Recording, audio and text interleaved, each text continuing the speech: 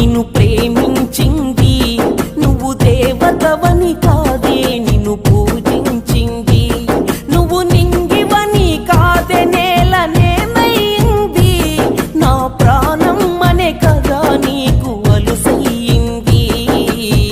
రాతలో లేని రాదమ్మ చెప్పలేను